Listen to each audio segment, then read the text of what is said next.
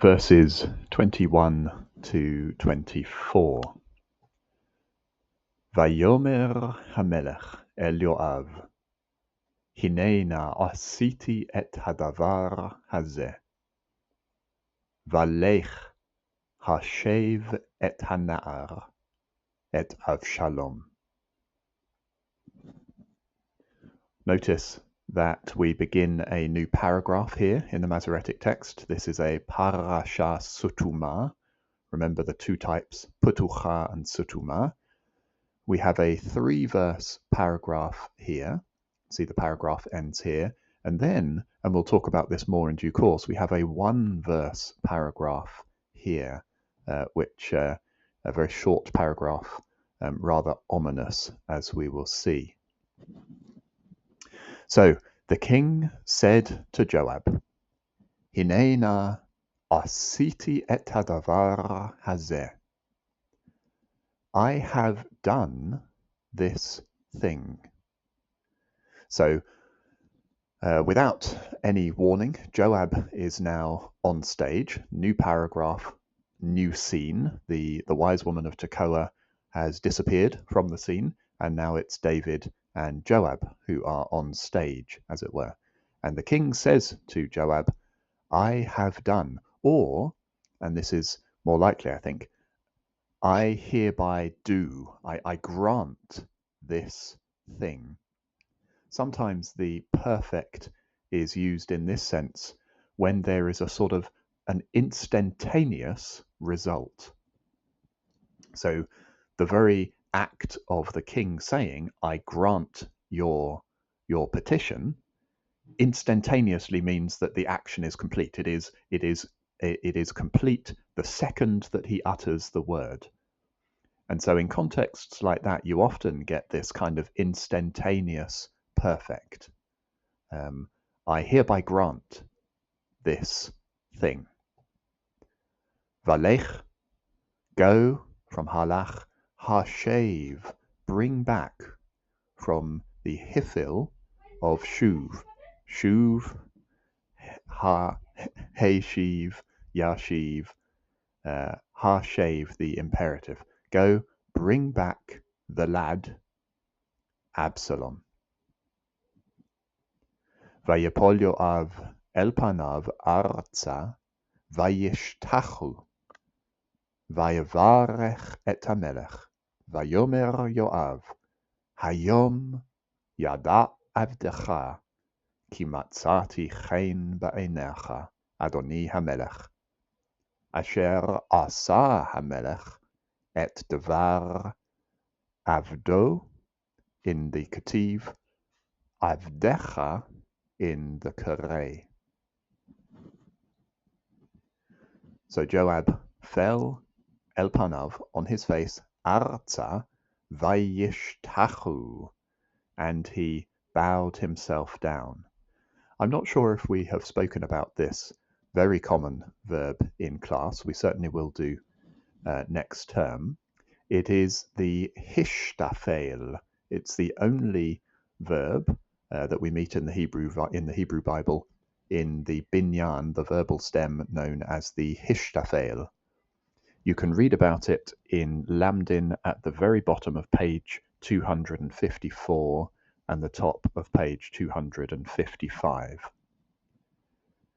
For now, though, he bowed down, Vayvarech et hamelech, and he blessed the king. Remember, you bless in the piel. Can't double a resh, so my patach becomes a kametz. Vayvarech et hamelech, and blessed the king. Vayomer Yoav, and Joab said. So he's overflowing now with gratitude and with thanks to the king. Now, when we listen to what Joab says, we need to pay very careful attention to the flick, the switching back and forth between second and third person. Just a heads up.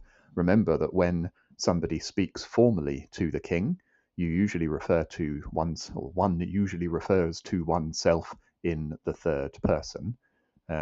Here he flips back and forth in a way that might reflect something of his sort of exuberance.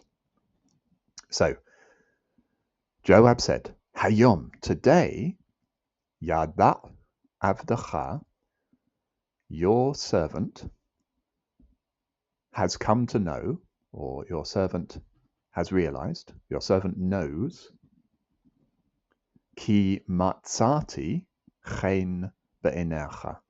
So your servant knows in the third person that ki matzati, I have found favor, flicking to the first person now, in your eyes. So your servant has come to know that I have found favor in your eyes. We're flicking, as I say, between the first and the third person. In your eyes, O my lord the king. Today your servant has come to know that I have found favor in your eyes, my lord the king. Asher, this is an explanatory sense, inasmuch as Asa Hamelech et Devar Avdo in the Ketiv, Avdecha in the Kurei. Inasmuch as the king has done, or performed, granted, et Devar Avdo, the word of his servant. So, Kurei Ketiv, remember, when the written consonantal text that was transmitted from Second Temple times down to the Middle Ages stands at odds with the recitation tradition, the oral tradition. So the oral tradition here, the Kurei, what is read, what is recited, says, your servant, as though Joab is speaking directly to the king. I and you, I have found favor in your eyes, your servant, whereas what is written, the Ketiv, his servant. Inasmuch as the king has granted the word of his servant, maintains the formal third person address, whereas the Kurei flips over into the first person and second person that we have seen up here. I have found favor in your eyes. Vayakom Yoav vayelech Geshura vayaveh et Avshalom Yerushalayim. So Joab rose. Remember, this is Vayakom. This is not Yakam. Vayakom. Joab got up, Vayelech, and went Geshura to Geshur. Vayaveh, and he brought back, hey v in the Hifil to bring, Vayaveh, and he brought back et Avshalom Yerushalayim. He brought back Absalom to Jerusalem. So there is our little 3-verse paragraph, 3-verse scene with David and Joab.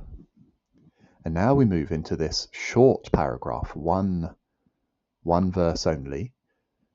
David, King David, is on stage, and he speaks, Vayomer HaMelech, but it's not entirely clear to whom he speaks. It's as though he's issuing a general command. We don't see to whom the command is specifically addressed. So, in terms of cinematography, I suppose this is a close-up of the king, perhaps the king's face, where we see him utter these words. The king said, Yisov el beito. Let him turn aside, el beito, to his house. Speaking about Absalom here.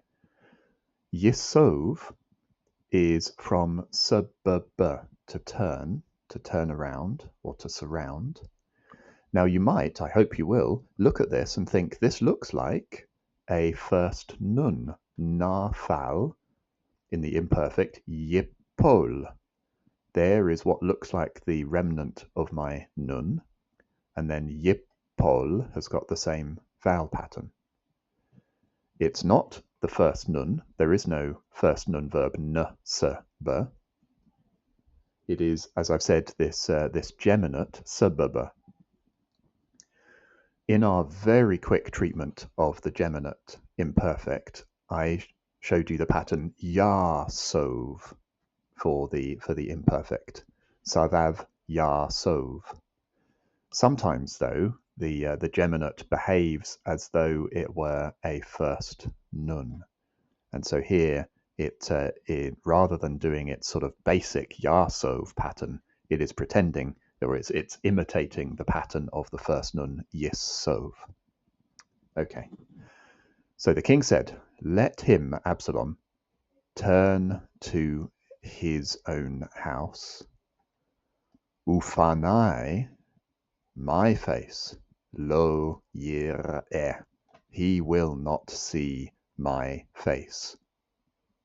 Particularly sort of ironic in as much as we, in this little mini scene here, can only see David's face, as it were. There's nobody else obvious on stage.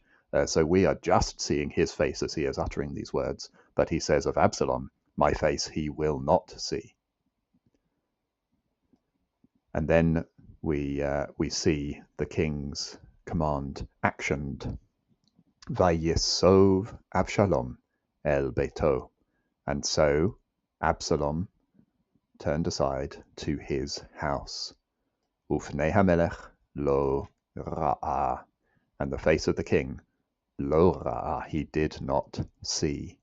End of paragraph. Notice how the second half of the verse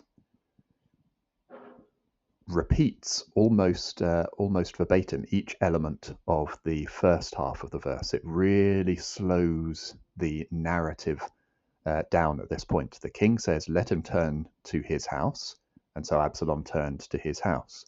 My face he will not see. The face of the king he did not see. Element by element is shown to be fulfilled. So this one verse paragraph carries a lot of emotional freight, as it were, and in light of what is going to come, we can see that it's sort of very, very ominous in its brevity and in the way the verse has been structured with command and fulfillment.